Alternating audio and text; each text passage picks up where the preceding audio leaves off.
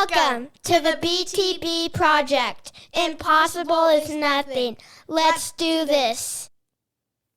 On today's episode of the BTB Project, I continue my conversation with former Colorado State quarterback Grant Stucker. We dive in to health and fitness and what it looks like after college athletics, how we take care of our bodies, our minds, and it will pay forward to you as the listener. Everything from CrossFit to kettlebells to ice baths to saunas. We cover all of the hacks that we found that allow our bodies to feel good, that allow our minds to be clear, and to allow us to crush each and every day. You will be inspired by this episode and encouraged by all of the opportunities to take care of our bodies as we move forward in our lives. Impossible is nothing, and let's get into it. Don't be afraid of the dark. Be careful with stars. Not every light is gonna guide you, baby. Welcome to the BTB Project, designed to empower listeners to identify their why and to live their best lives no matter the circumstances. My name is Coleman Gerhardt. A former athlete and motivational coach, I've had the opportunity to inspire thousands through my story and help accomplish what they are built to be. You'll be encouraged by each and every episode, and let's get into it. Yeah, when I blow up, I'ma soar high like Peter Pan. In real life, be living out my dreams. If I'm waking up, it's in a foreign land. Yeah, one thing that pretty neat as we've gotten into our adulthood and just kind of keeping an eye on what you're up to is, you know, how you're taking care of your body. Because to teach our kids resiliency or whatnot, you find ways to do that through stressing the body. You can stress the body in a workout. You can stress the body, you know, by literally being stressed, or you can, you know, tie into ways to maintain that sense of calmness no matter the circumstances. And one way I've been able to do that was when I got introduced to cold therapy, either cold plunges, cold showers. Really got into Wim Hof and being able to learn how to breathe, because that's the first thing that we tend to suppress when we're under stress, either as an athlete or under stress at a job or under stress as a parent. Like we stop functioning. And I just would love to hear what you're up to these days. I mean, you keep yourself in good shape, and I just would love to hear, after a career in football, what you're doing to keep yourself healthy. I love it. I love this topic, and there's a journey here too, so you got to bear with me. So, I mean, even from a young age, you know, when you start needing to do strength and conditioning, and sport is like that high school age, right? So, and I think that a lot of people do it even beforehand though, but like as your body starts to change as a young man, like that's when you start to take advantage and start to see, you know, changes in like strength and muscles and flexibility and all this and that. So in high school, there was always a strength and conditioning coach telling me what to do. I come in for a workout. He tells me, hey, do this, this, and that. Here's your workout. Go do that. In college, there's always somebody telling me what to do. Here's your sheet. Go do it. You know, hit these weights. Go to Lauren's space. He's telling you what to do, right? So I never had to worry about like walking in and like figuring out what I'm supposed to be doing. Now, I never really, at some point in time in there, especially at CSU, there were certain things I didn't agree with, but I was like, man, I don't really want to do this. This probably isn't helping me. But the gist of it all was I spent like 9 years, you know, in sport, having a strength coach tell me what to do. And then I got out of sport. I got out of college, you know, did not get any shots at that next level, and started getting into the professional world. And I was like, okay, like now what do I do? Like, do I just go join a 24-hour fitness? And, Right. you know, how do you do this? And so I did join a 24-hour fitness. Like, it was down the street from our apartment at the time. And I'd go, and like, I felt like I was gonna, like, as soon as you walk in the gym, you're just gonna be super motivated to like lift. And then I'd walk into the gym and not very motivated. So I'd like go do a couple of things here and there. And I could just feel like over the course of 6 months, my body was just like changing for the worse. And I was just like, oh, man, I got to do something. Was it hard to maintain motivation knowing that football was over? Oh, yeah. I mean, what was I training for? Right? Like for such a long time, you're training for something to put your body in a position to protect itself or be stronger or throw harder or whatever it is. Like there was a reason for it. And now it's like I'm in the professional world. Like what was the reason? Like to look good? And I was still way too ignorant to understand like the true benefits of like just staying in good shape to have really good longevity and live longer and live better and not have to like go to the doctor, like whatever it is. So join the 24-hour, super unmotivated to do any of that. And the other side of this too is my wife, she was a swimmer in college. Okay. And she was a swimmer throughout her whole life. So she was also going through the same thing. She was a year younger than me and went through, and that's how we met, was in the training room really at CSU. And she had the same thing, somebody telling her what to do for her entire life. And she was in swimming since she was like 6. So it was like her entire life of somebody telling her what to do. And so we both got out of the game at the same time, and we both started getting into the working environment in the real world at the same time. And we were like, what do we do? So we joined a gym, and that we were just like unmotivated. We were like, what do we do? How do we do this? And there was no like, TikTok and like hot like YouTube channel, like Instagram was still pretty fresh. Like there wasn't any like app that was like, here's how you work out. We could definitely both feel like our bodies were changing for the worse, and we just couldn't get motivated to do it. And so then we were like, well, maybe if we pay a little bit more for a gym, like we'll actually like use it more. So we joined like a lifetime higher end stuff, and we like would go. And at first it was like, yeah, like nice place. Like they've got all the bells and whistles, but like it wasn't too soon after that where we were like, nope, not same things happening. So I had a couple of friends, and Shay had a couple of friends that were doing CrossFit, and I was like, man, I'm not gonna do CrossFit. I know I've seen this CrossFit game, like, and I mean, this was like 2011, 2012. And I think like CrossFit really came onto the stage like in like 2008, 9, something like that. Yep. Probably a little bit before that for a lot of people, but popularity was like at its like a very upward swing, like right when we needed it. And I was like, so I'd seen it a lot, and I was like, I do not want to do CrossFit. Like I'm not a CrossFitter. I don't want to do that. I've heard all these like these guys. Come on. All they do is talk about CrossFit. Exactly. CrossFitters just talk about CrossFit. Like it's ridiculous. And so they were like, just come with us one time. One workout, meet us at the gym on Saturday. I was like, all right, fine. So I meet him at the gym. And I really didn't know what to expect, honestly. Like I'd seen like some of the CrossFit Games stuff. And I was like, okay, like what are we going to do? And so it was a partner workout. And I never forget it. Wall balls and like light snatches was like, it was like do 15 wall balls, and then your partner will do 15 wall balls, and then you do like 10 snatches at like 75 pounds. Like, and I remember like I was saying before, like we were doing, 175 to 200 pound snatches, like in football strength and conditioning. So I was like 75 pound snatch. Like, what is this? Like, why this isn't going to do anything? And we started going through this thing, and it was like, I don't know, it was like 10 rounds. You go, I go. Okay. 15 wall balls, 10 snatches. You go, then I go. And I was partnered with this guy. I don't remember his name. But it looked like he was fresh out of just like the non-athletic pool.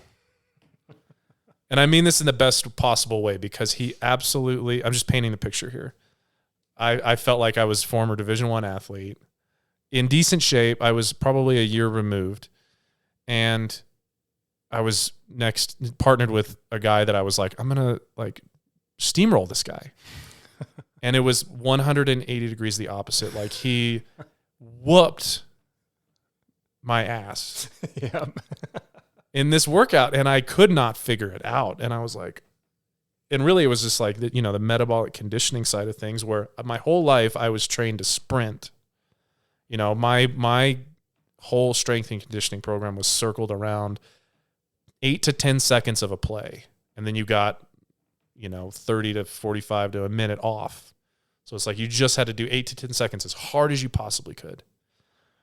But then in CrossFit, it's like you got to do 3, 4, 5, 6, 10, 15 minutes at a pace that keeps your heart rate in check. You're breathing at a certain rate. Like, you've got to make sure that you can like maintain pace. And I was like, I came out so hot in that workout. I was like, man, 15 wall balls, 10 snatches, boom, done.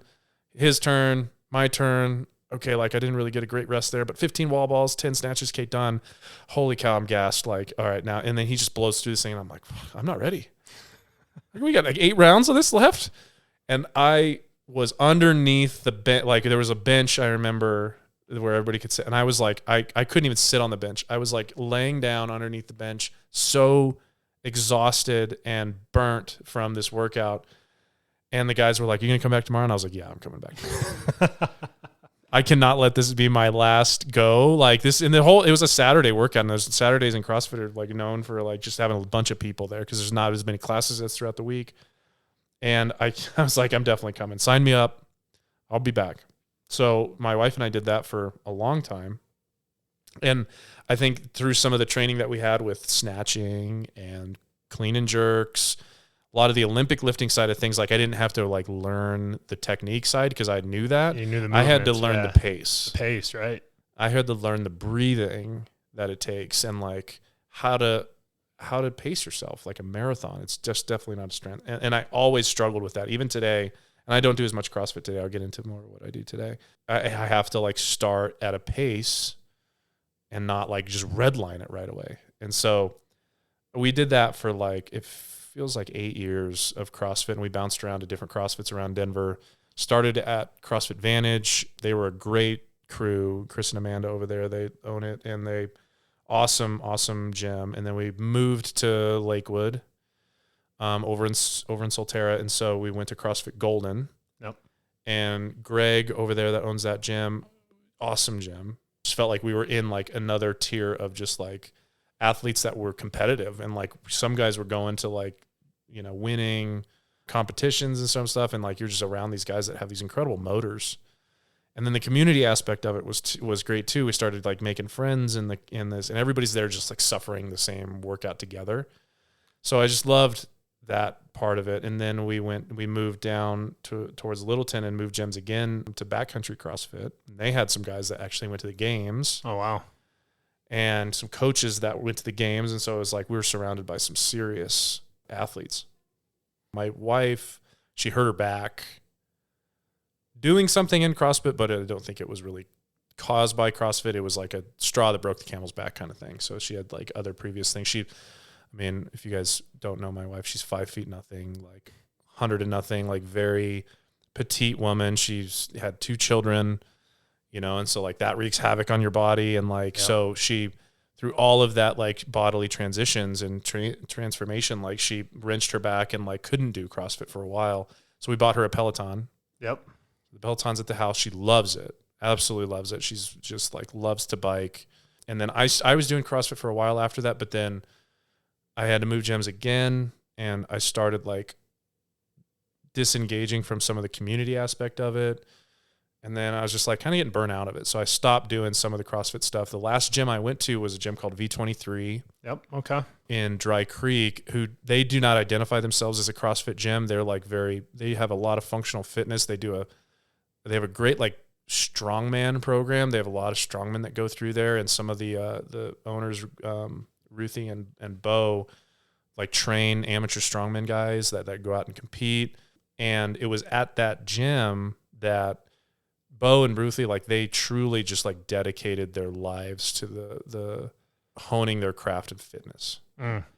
And it was still like kind of like run like a CrossFit type gym where it was like group classes. You'd go in and do like somewhat of a metabolic conditioning type movement, but they paid so much more attention to the warm up and the strength side of things, and like making sure like you have very proper technique before you start adding any kind of weight to anything.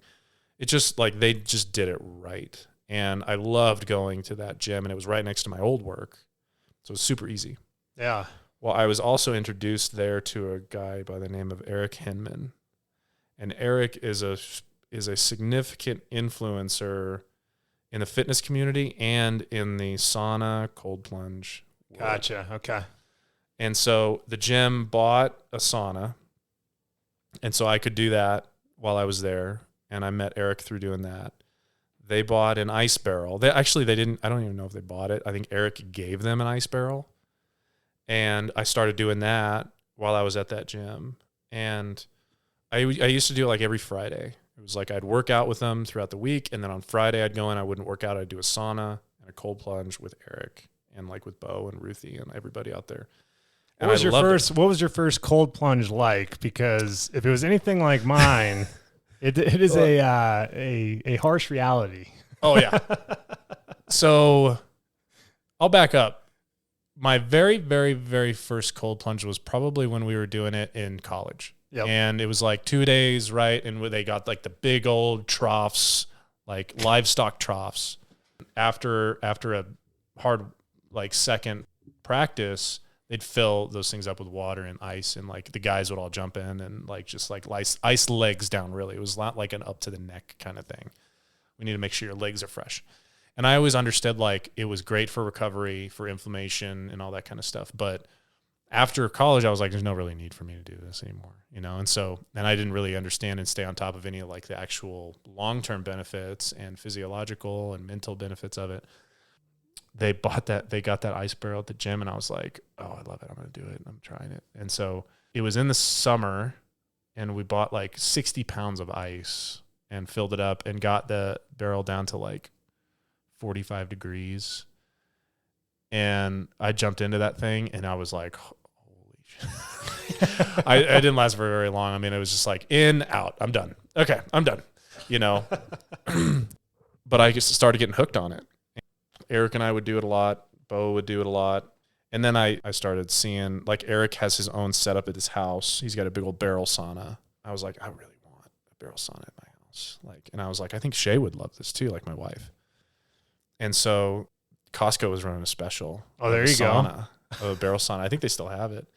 And so we bought one Black Friday last year and got it set up. And then I found for those of you like have seen the actual like brand of ice barrel. It's a big plastic barrel, 100-gallon barrel. But the thing's like $1,000. Yeah. You know, and I was like, dude, I can't justify it to buy. I feel like it didn't cost this much to make it. Like, it's just like out of principle, I was like, I'm not spending $1,000 on the barrel. You know, it's a great product. I've like the gym has it, Eric has it, and I do think it like serves wonders, but it's more expensive than I want to pay. And so I found this company out of California that was repurposing old oak wine barrels. And really, like, I'm 6'2". You have to have a 100-gallon barrel in order to fit and make it work. You can find 55 to 60-gallon barrels at these breweries and distilleries everywhere. Yeah. But a 100-gallon barrel is hard to come by. I see. Okay. And so I was searching high and low for these 100-gallon barrels, and I found a guy that repurposes them in California. And I was like, hey, I'm interested in the 100-gallon barrel. Far less than $1,000, right? So even to ship it. And he was like, so what are you planning on putting in it? Like, you know, wine, beer and stuff. And I was like, ice water, man. Like, I'm going to cut the top off and I'm going to put ice water in it. He was like, oh, we do that. Like, we have a lot of people that are doing that now, you know? And he was like, do you want us to do that? And I was like, well, how hard is it? He's like, it's not hard. So I was like, I'm pretty handy. I've got tools. Yeah. So I bought it. They shipped it. I got it. And now I have a 100-gallon oak barrel in my backyard that has a top cut off.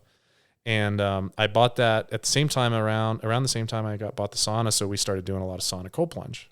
The sauna cold plunge, like if you Google the benefits of either on their own, there's like not only short-term benefits. Like when you talk about cold plunging, number one, short-term benefits, obviously like inflammation, reduction in inflammation.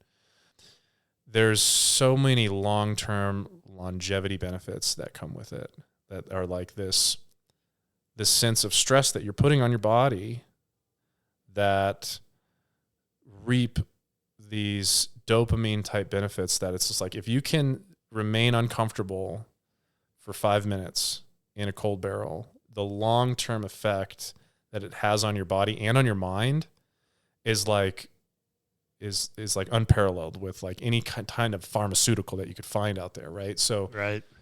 I started doing it a lot at home, where it was just like every day, do a sauna for 20 minutes, do a cold plunge for 5, get back in the sauna for 20 minutes, do a cold plunge for 5.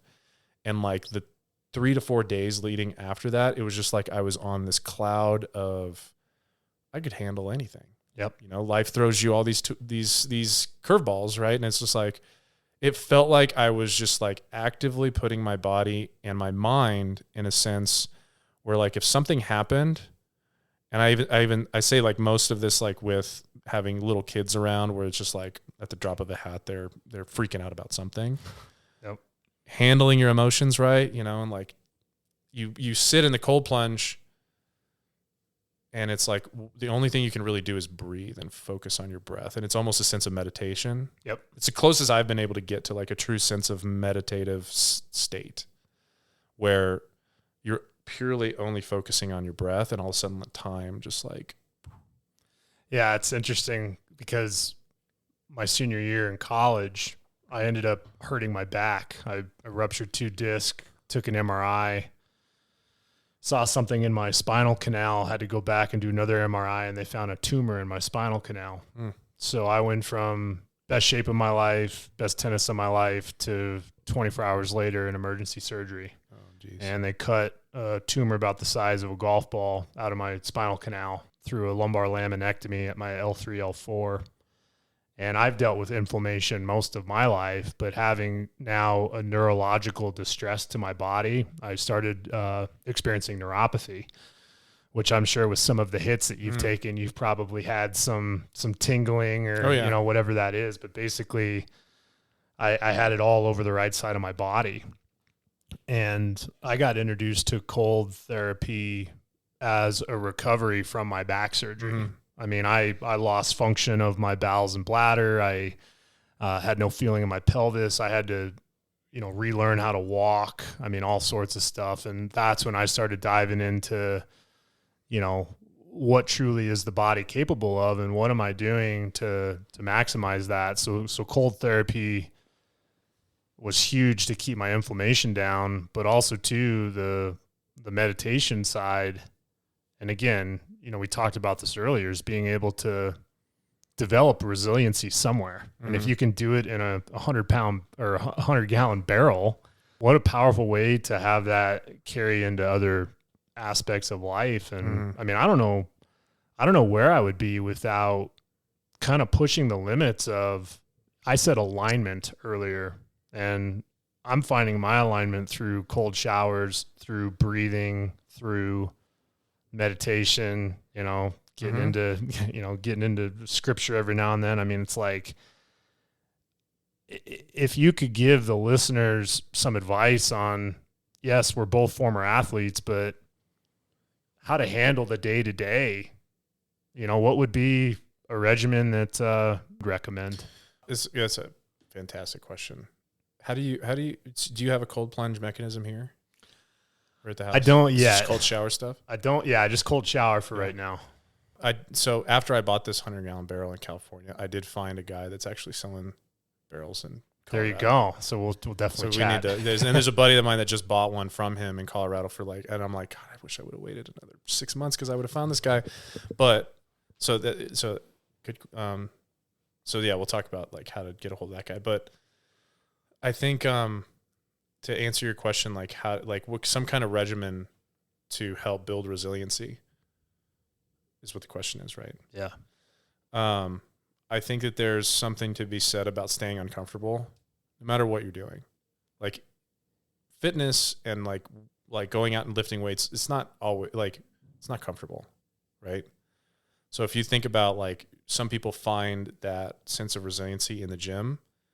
And I understand that because I do too, where you go in and you put your body through a stress of being super uncomfortable, and that prepares you for something else that's just a sense of resiliency. The sauna and the cold plunge side of things is the same thing, because you're putting yourself in an environment that's truly uncomfortable to a point where if you stay in this for a long time, like you're gonna die. Like, and it's like hours, like, right? If it's like, so our sauna will get to like, 200 degrees, and if you stay in that sauna for 4 hours, you're gonna die of heat stroke. Where you don't stay in it for 4 hours, right? So is that a dry sauna or an infrared, or what do you? Ours is dry, so it's Okay. stone. It's like has like a electric stone heater.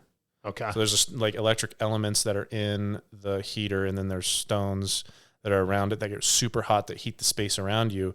What I love about it too is like there's a little bit of like a experience as you sit in the sauna, and like you can put any kind of like essential oil stuff in like a water bucket and spoon some of that essential oil over the hot rocks, and it provides this steam and like some of that essential oil in the air, and it's just like, I love that experience of it, right? Yeah. But it's uncomfortable. I mean, at 200 degrees, like I can only stay in there for a max 20 minutes, and even at that, it's like I gotta get the hell out of here. And your body is literally telling you like, if you don't get out, like this is not gonna work out well for us. Right. So being able to put yourself in a state of pure uncomfortability in order to build that resiliency is one thing. And then same thing with the cold plunge, like you're now transitioning from 200 degrees to 45 degrees, and your body goes, what the hell just happened? Like we were in 200 degrees a minute ago. Now we're at 45 degrees. Like if you stay in here, like this is not going to work out well for us. So sense of another uncomfortability, where in order to really get through it, you have to focus on staying present with like a meditative like state, especially if you're by yourself doing it. If we go into a barrel sauna together and we just have a conversation, you're present in the moment of that conversation. So time kind of flies because you're being present. Well, another way to be present while you're by yourself is to focus on something that puts you in the present moment, which is somewhat of a meditative state. Right. So closest I could ever get to being in a meditative state is in a cold plunge, where you get in, and I don't like to inch my way in. Like I'm like, No, you go for it. Man. you gotta go. You're like the Castle Bonita dunk. cliff divers, man. If I could, I would. My wife's so opposite of, she likes to inch her way in, and I'm like, God, it looks miserable. Stop. Like, just dunk. Go in. Get in. And so I put both my legs in, and then I fully submerge my entire head into the barrel, come back up just to the neck, and then focus on your breath to make sure you don't panic, make sure like you don't get out right away, because the intent is to stay in there for a while being hopefully like 5 minutes. And if I can focus on my breath and just like focus on like my heartbeat, which is really what meditation is, there's been so many times where like all of a sudden, like I'll get in, focus on my breath, I'll look at my watch, and all of a sudden it's like 3 minutes have passed, and I'm like, whoa, like that's meditative state where just time just goes past. So that kind of a regimen I think is really helpful. We could get really deep into this too, because I've listened to podcasts like Andrew Huberman and like Peter Tia. Yep. All these guys that are super into saunas and cold plunges and stuff like that. Andrew Huberman talks a lot about like the circadian rhythm, right? And I think a lot of people know the circadian rhythm in terms of like how your sleep is on this rhythm, and when the ideal time is to go to sleep and all this stuff. Well, if you're doing saunas and cold plunges, there's an ideal time of the day to end with certain parts of that. So your body in itself is like a heating mechanism. Like it starts to generate energy at some point in time throughout the day. Usually for most people, it's 2 hours before you naturally wake up, which is around like 4 o'clock in the morning. So 4 o'clock in the morning, your body starts to just generate energy. And that's part of what naturally wakes you up in the morning. That's some of your circadian rhythm. So your body starts generating this energy to prepare itself for like movement throughout the day. Then it goes through the rest of the whole day. At the end of the day, you are around 4 p.m. for most people, it starts to wind down and start to cool off, preparing itself for sleep, right? So if you're fitting sauna and cold plunge into that, in the morning, it's definitely best to end on cold because you're suppressing that heater of your own body. And if you do that in the morning, you suppress that heat, all of a sudden, like, there's a spike in dopamine that happens, and it keeps you at this like mental clarity level throughout the whole day. Interesting. I want you to debunk a possible myth here that I've heard. Is I've been told that ice plunges or ice baths can cause muscle gain to not happen. I have heard that. So depends on when you do it. If you do it immediately after a workout, like, and it depends on what your goals are too. If you're trying to build muscle, like, and I would say build muscle like you're trying to be a bodybuilder and like significantly increase your muscle mass, then you don't want to go into a cold plunge immediately after like hitting that like pump session of building muscle in a workout. Right. Like that will hinder the actual build of muscle fibers. But there's a window in there where it's like maybe 3 or 4 hours later, I think of what I've heard, like it's okay to like now get in a cold plunge because it's not going to affect the fiber of your muscle starting to like build on itself. Now it's like actually good for that because you're reducing the time it takes to have the lactic acid be moving through your muscles. And then the next day, like you're actually feeling a lot more better to do the same thing. So there is that part of it that I think a lot of people have talked about, like, I want to do that because I need to build muscle. Well, it's like, if you do that immediately after your workout, it's probably not good. But I have heard actually, if you do it immediately before your workout, like and this is hard to do. Like, I don't even like doing this because it sounds awful. Yeah. You jump into 45-degree water for 5 minutes and then immediately go into a workout. Like now I'm warming up to do a workout. Man, like you got to be hardcore. How are you not tearing every muscle in your body? Well, and it's not like you want to like go into a cold plunge and then jump out and hit a 300-pound squat. Right. But it's like, okay. So you got cold plunge, dynamic warm up, and then you're getting into it. All right. I've heard that has most benefits, but I don't know. I mean, I've never tried it because I don't really want to, but So there's that side of it. Hopefully that debunks some of that myth. But gotcha. My last question around what you're up to these days to keep yourself, straight of mind and resiliency is, if you had these tools that you know now with the cold plunge and the sauna and the meditation, what do you think that would have done to your football career?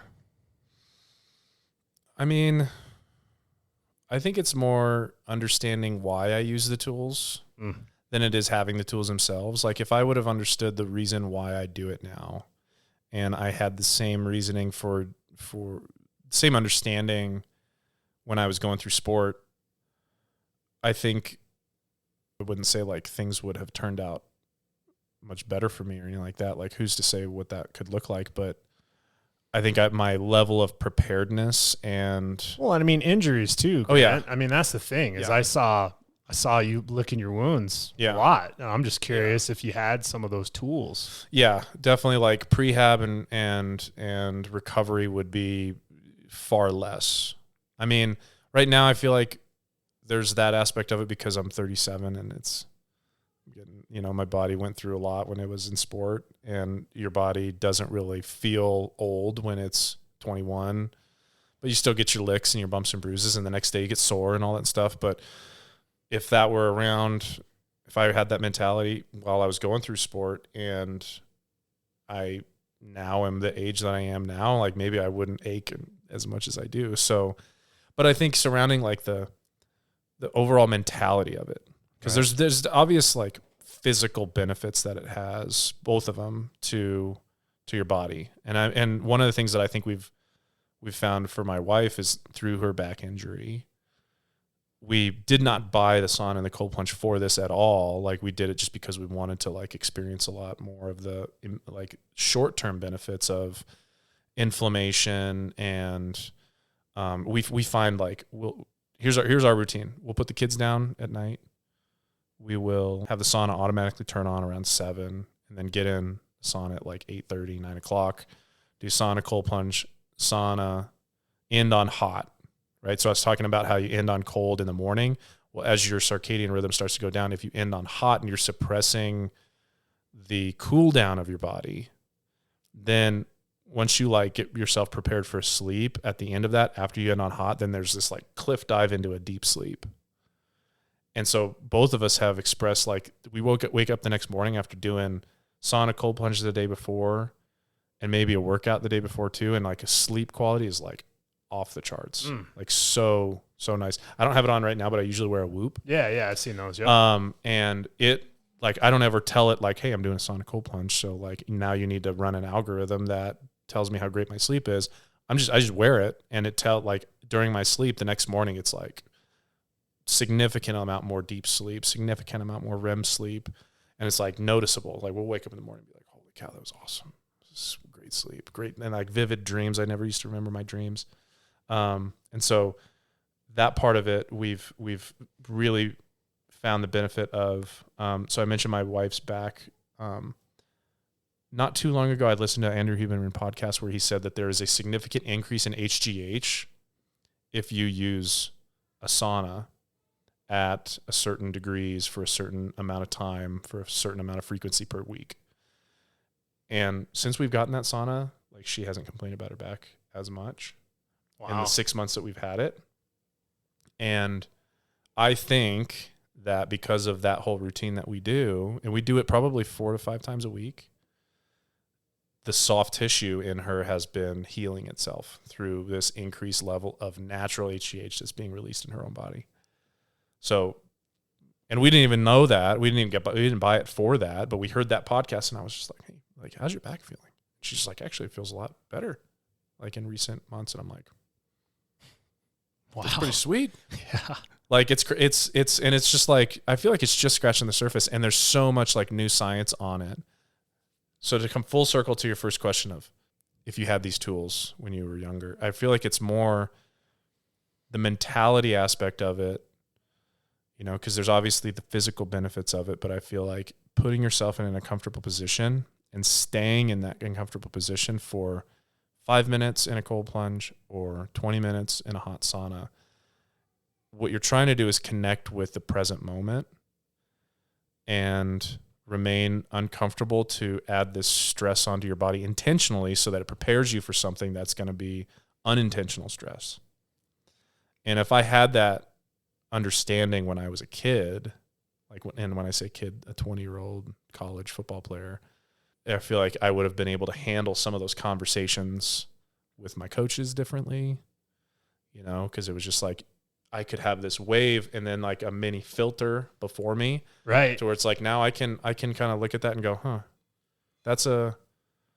I'm gonna digest that for a minute and then respond rather than just like immediately responding. And I think a lot of that has also given me some abilities and capabilities to respond differently to with my kids. Just like I was talking about earlier, like those proud moments of like hearing my son just like melt down about something silly and just being like, buddy, like let's take some deep breaths. Okay. Let's figure out how to control this first. Then we're going to talk about it. Right. Because that's a superpower, to be able to control your emotions and handle something that comes at you and be like, okay. Right. Wow. Yeah. Yeah. So that's pretty powerful health-wise, even though the question was more geared towards maybe injury prevention. It's the mental fortitude that's come from it is pretty spectacular. I love the topic. I feel like we could be here all day talking about this stuff and like how I obsess about it. I mean, I really do. Because I do believe it is a game changer. Like if you can find a gym that has a sauna, or go to a Restore Hyper Wellness thing that has a sauna, and like just have some kind of routine that puts you in an uncomfortable state. You know, because I just think it has so many different benefits for you. Awesome, man. That's wise words on the health piece. I appreciate you sharing that. Such a powerful conversation with Grant, and I believe a topic that should be talked about more. Grant and I were fortunate enough to be able to play our respective sports at the highest level in college. And one of the things that I've seen after my playing career is all of the athletes that try to find a way to keep their bodies and their minds in the right place after their career. Life, as Grant mentioned several times in these 2 episodes, it has its struggles. It has its challenges. And this concept of cold immersion and sauna therapy is something that is an unbelievable tool for you as the listener to tap into yourself. It stabilizes the ins and outs of our minds, our stress levels, our temperament. I had one of the best coaches in my life tell me that if I'm able to play tennis in some of the hottest climates around the country, one of those was in Wesley Chapel, Florida, where it was 100 degrees and almost 100% humidity. If I could endure the stresses of that environment as a player, that I could endure anything in my life. And I find it interesting that Grant and I's conversation was just around that. Being able to stress the body, to allow it to find ways to be comfortable, to overcome anything that's thrown at you each and every day.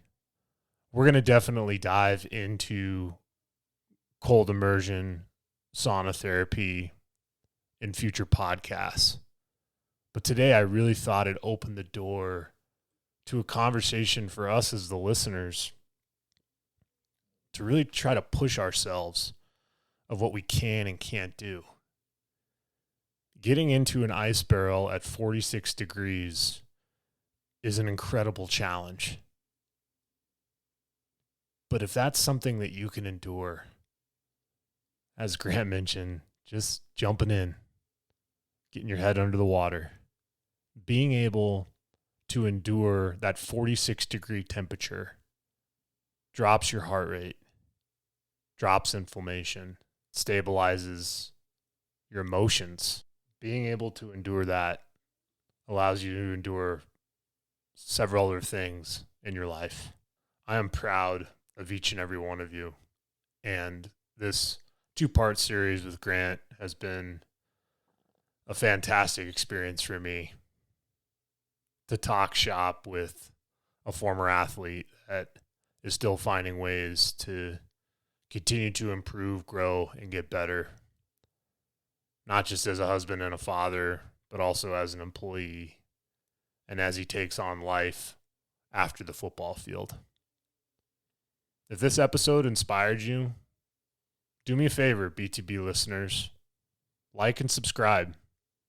Send this episode over to a friend and let them know why it impacted you and how it could help them. Impossible is nothing. And each and every day we come together as a community, we grow, we get better, 1% better each and every day. Until next time, take care, and I look forward to the next one.